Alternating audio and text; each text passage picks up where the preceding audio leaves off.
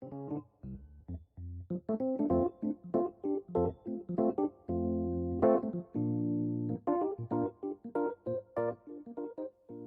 jovens, beleza? Vamos para mais uma aula aí, aula 2 sobre o sistema digestório. Na primeira aula sobre o sistema digestório, vimos aspectos gerais sobre as principais funções ali dos órgãos desse sistema tão importante, né?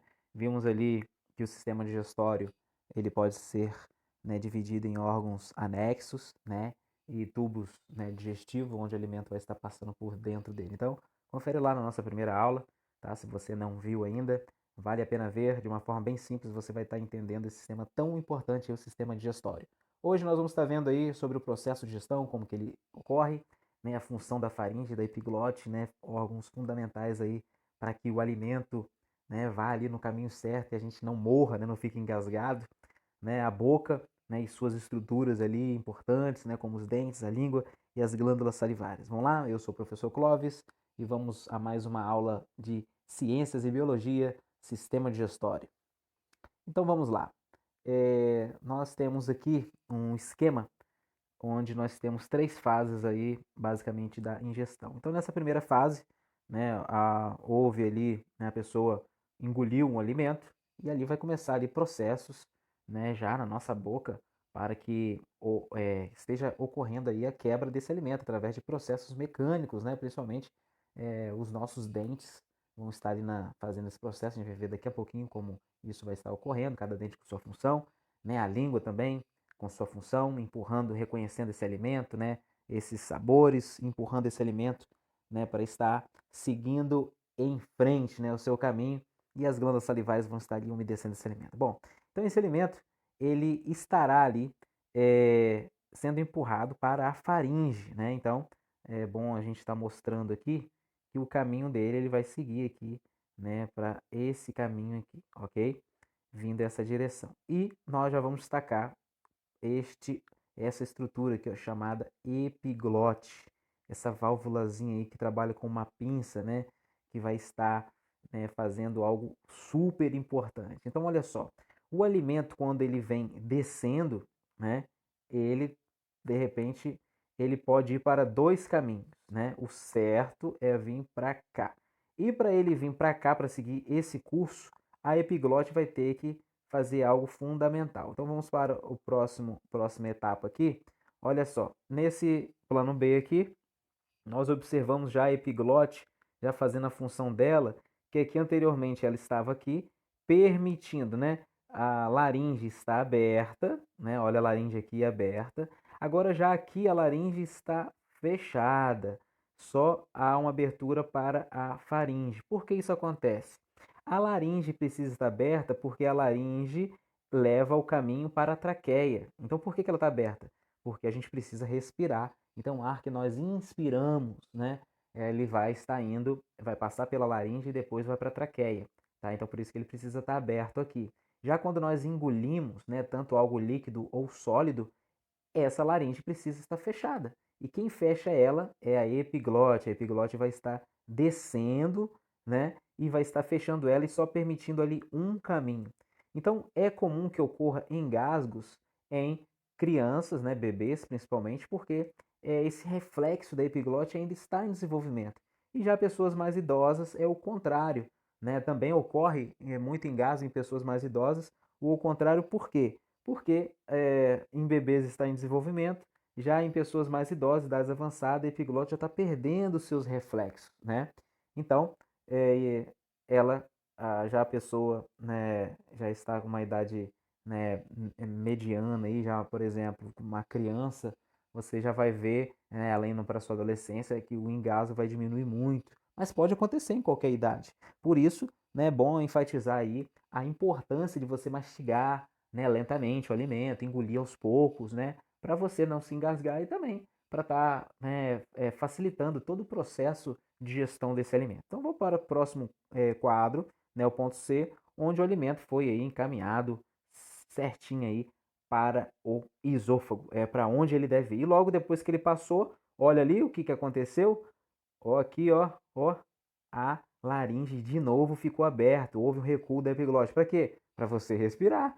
Porque se ficar fechado ali, imagina, o tempo todo que você está comendo estiver fechado, esse tempo você vai ficar sem ar e você pode até morrer, né? Então, por isso que é importante você comer devagar, evitar ficar falando quando está comendo, porque quando a gente fala, a laringe ela precisa estar aberta, porque o ar precisa sair na nossa fala. E quando a pessoa fala, a laringe se abre e se ela estiver engolindo nesse momento, a pessoa engasga, né? Por isso que é bom a gente se alimentar e falar nada quando a gente estiver comendo e engolindo, ok? São processos que não se combinam, ok? Então, vamos prosseguir. Vamos estar vendo agora o processo de gestão numa animação bem interessante aí que vocês vão estar visualizando isso que eu acabei de falar. Vamos lá. Pessoal, essa animação a gente vai conseguir observar bem esse processo da ingestão. Bom, o alimento ali foi, né, engolido e ali já começa a se formar do bolo alimentar, onde ele vai ser empurrado aí para a faringe, né?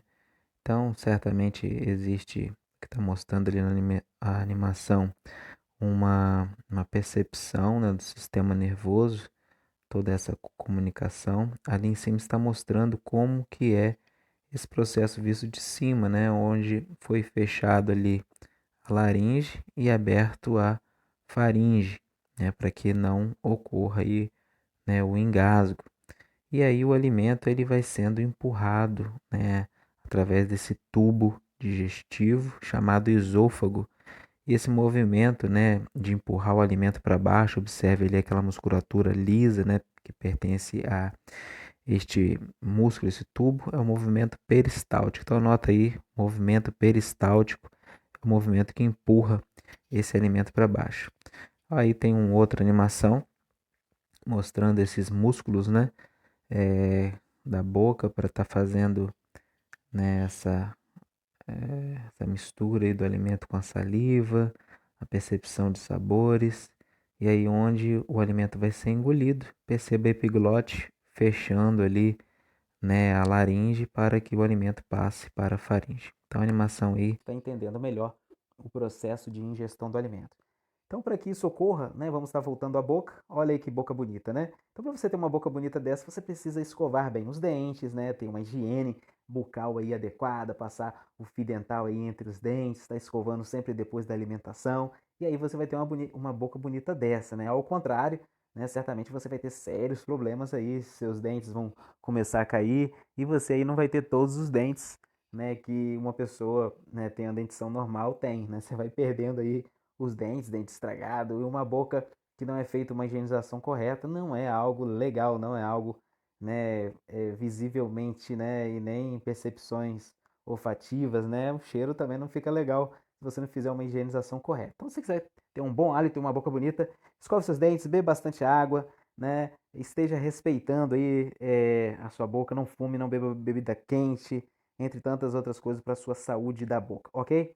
Então vamos estar visualizando aí, né, essas estruturas básicas que tem na nossa boca. Então, uma estrutura básica que tem na nossa boca são os dentes. Vamos lá? Então, os dentes, nós temos aqui essa divisão em incisivos caninos premolares e molares, cada um com suas funções.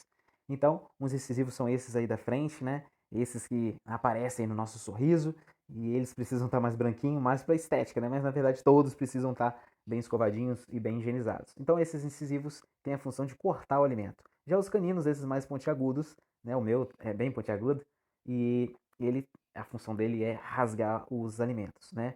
Os premolares e os molares vão estar esmagando e triturando se alimenta aí, né? São os dentes mais com a estrutura mais forte, né? Mais robusta para estar esmagando mesmo e triturando esses alimentos, ok?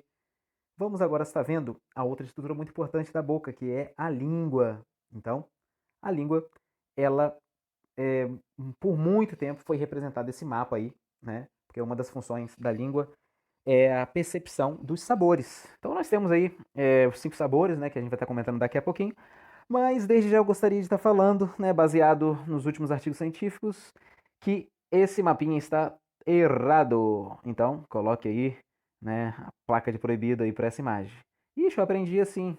Você aprendeu com muitos de forma errada. Até eu aprendi assim, mas os últimos artigos científicos falam que isso não é uma verdade. Essa proposta que foi feita por cientistas lá no passado foi derrubada aí por estudos mais recentes, ok? Então o mapa mais recente sugere essa situação, onde nós temos as papilas gustativas mais concentradas nas extremidades, onde todas elas têm percepção, tanto doce, azedo, salgado e amargo, ok? O que vai estar dando o sabor do alimento completo é quando você tem o olfato apurado, misturado com os sabores e com o gosto ali, e você vai ter uma percepção maior do sabor, né? Essa combinação entre o olfato, né, e o paladar, você vai ter um sabor mais apurado. Então, por isso é importante, né? Sempre a gente está falando isso, de você comer devagar, né, saborear mais os alimentos, ok? Então, nós temos aí sabores facilmente perceptíveis, né, pelas nossas papilas gustativas, o amargo, o ácido, o doce e o salgado. Agora, esse quinto sabor aí, umami, você, para perceber ele, você precisa ter um paladar mais apurado. Então, inclusive tem alguns vídeos aí explicando como você ter essa percepção maior desse quinto sabor umami, né? Ele, para você estar identificando ele, você precisa identificar os outros sabores de forma mais específica. Então, de uma forma bem simples, né? Se você está percebendo alguma coisa, ó, estou percebendo alguma coisa aqui que não é azedo nem amargo, não nem é doce nem é salgado. Então, é esse quinto sabor aí, umami. Você precisa treinar o seu paladar para perceber esse novo sabor. Olha aí, né? Uma dica aí legal aí para você estar executando aí quando você for comer. Treine com esse umami é perceptível muito no tomate, no queijo parmesão, né? E aí você vai perceber o sabor do umami, beleza?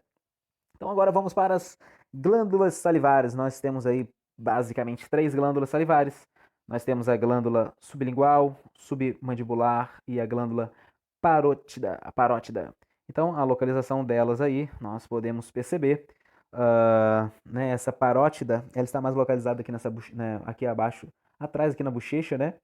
A sublingual ela é mais perceptível, né? Quando a gente levanta a língua assim, né? Prende ela assim aqui nos dentes superiores, a gente tem essa salivação aqui perceptível é a sublingual. E até de repente, se você tiver com muita fome, estiver falando, às vezes você pode até passar vergonha porque sai, né, da sua boca essa saliva. E a submaxilar, ok?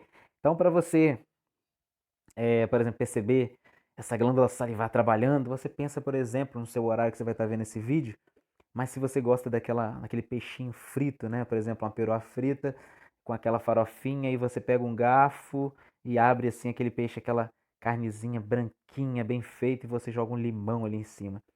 Então isso, para mim, né, as minhas informações aí sobre isso me dá, né, uma fome, uma sensação muito boa e o meu cérebro ativa essa imagem e começa a produzir saliva, ok? Então, a saliva, o que que tem na saliva? Então, basicamente, na saliva nós temos água, nós temos uma enzima, né, que é uma proteína especial chamada amilase, que vai estar aí quebrando moléculas maiores chamada amido, né? Vão estar quebrando, formando em glicose, né? E também a amilase também é chamada de pitialina, ok? Então, alguns livros traz o termo amilase, que é o mais usado, e também pode estar trazendo o termo pitialina. E a mucina também é uma proteína, mas é uma proteína que vai estar dando a viscosidade, né? A famosa baba.